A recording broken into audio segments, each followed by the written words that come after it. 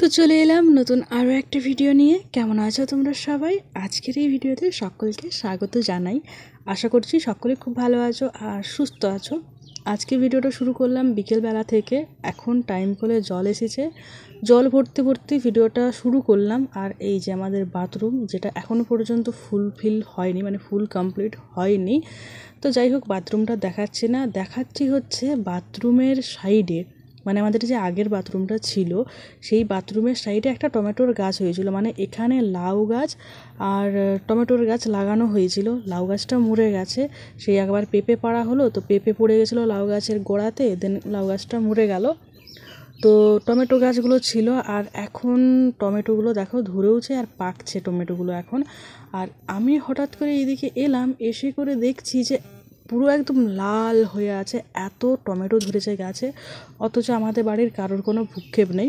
ভ্রুক্ষেপ নেই কেন জানো তো? এখন টমেটো খুবই সস্তা, বাজারে প্রচুর অ্যাভেলেবেল টমেটো, একদমই কম দাম, 10 টাকা কেজি সম্ভবত। তো বাড়িতেই এত এত টমেটো আনা আছে, সেইগুলোই পচে পচে নষ্ট হচ্ছে। সেই জন্য আর এই গাছের টমেটোগুলো তুলে আরও বলছে যে নষ্ট হবে তো গাছেই হোক, আর ঘরে নিয়ে গিয়ে নষ্ট করে লাভ নেই, এই কারণে তোলেনি।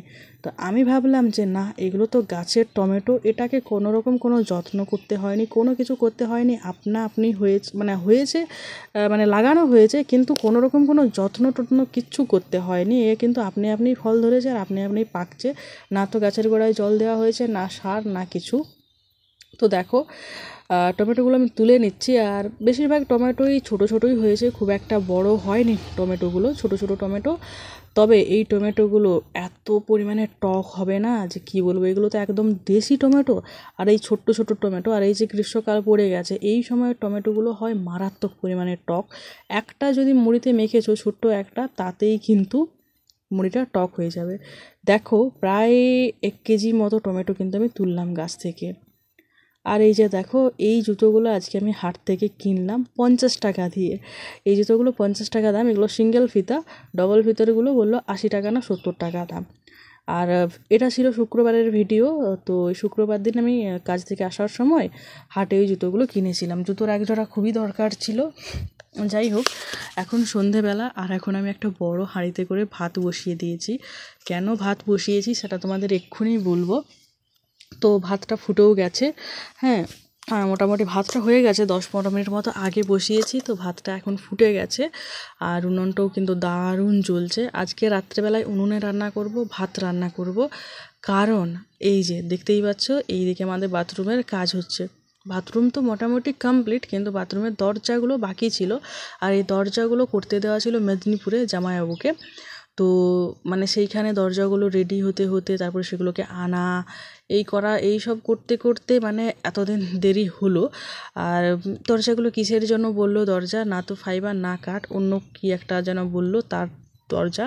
তো ওইগুলো আর কি নতুন বেরিয়েছে, আর খুব দেখতেও খুব সুন্দর নাকি, আর তোমার খুব জাবদা হবে, শক্ত করতে।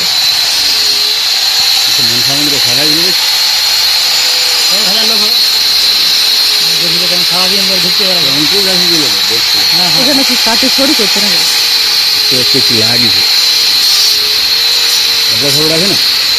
তো প্রতিদেব সকালবেলা মানে ভোরবেলা গেছিলো মেদিনীপুর, আর দুপুরবেলা এই দরজাগুলো নিয়ে এসেছে, বাসে করে দরজাগুলো আনতে হয়েছে। তো প্রচুর ঝামেলা করে এই দরজাগুলো নিয়ে আসতে হয়েছে।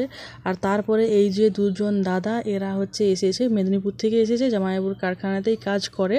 তো এই দুজন দাদা এসেছে এই দরজাগুলোকে সেট করার জন্য। তো ওরা এসেছে মোটামুটি সন্ধে সন্ধে করে আর কি পৌঁছালো।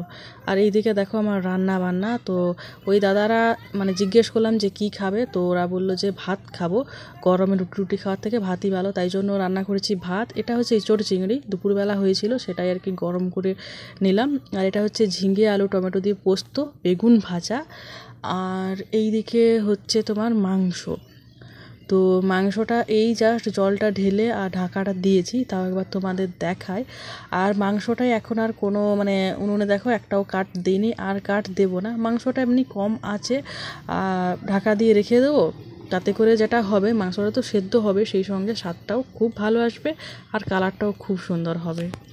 আর এই হচ্ছে দরজা। রাত্রেবেলা বলে দরজাগুলো আমি তোমাদের দেখাতে পারলাম না। অবশ্য আমি যদি বিকেলবেলা দেখাতাম তাহলে দেখানো হয়ে যেত, কিন্তু বিকেলবেলায় ঠিক করিনি যে ভিডিও করব বলে। তো এই দরজাগুলো এখন ওই ড্রিল করছে, দিয়ে কী সব করছে জানি না, দেখতে থাকো তোমরা।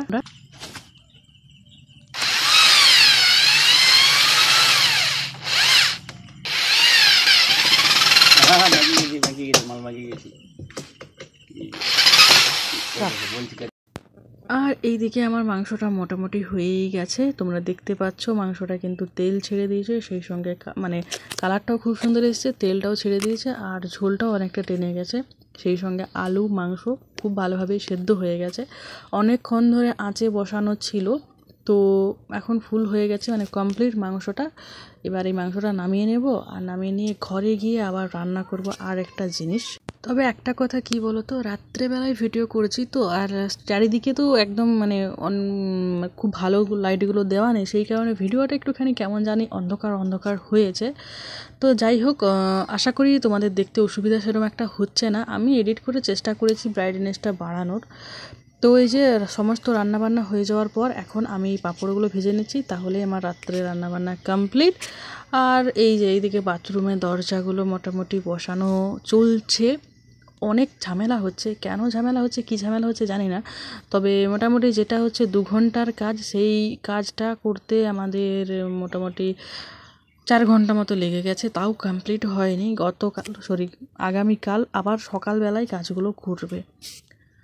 তো এখন আমি ঢুকে গেছি বাথরুমের ভিতরে, আর আমি প্রথমে এইগুলোকে দেখে ভেবেছিলাম মশা। দেখো বাথরুমের টাইলসের উপরে কিন্তু প্রচুর ছোট ছোট মশার মতন পোকা পোকা বসে রয়েছে। এইগুলো কি পোকা আমি জানি না, তবে দেখতে একদম হুবহু মশার মতো, আর প্রচুর পরিমাণে রয়েছে। তা ওরা বলছিল, মানে দাদারা বা আমার পতিদেব, এরা সবাই বলছিল যে এগুলো মশা নয়, এইগুলোই লাইট জ্বললে যে পোকাগুলো আসে সেই পোকাগুলো আর কি। তারপর আমিও হাতে নিয়ে দেখলাম যে না, সত্যি এগুলো মশা নয়। তবে দেখো প্রচুর পরিমাণে কিন্তু এসেছে, প্রচুর পরিমাণে এসে বসেছে। আর বাথরুমে তো কী টাইলস বসানো হয়েছে তোমরা অনেক আগে দেখে নিয়েছো, যখন বসানো হয় তখনই। আজকে আর ফুল বাথরুম দেখাচ্ছি না তোমাদের।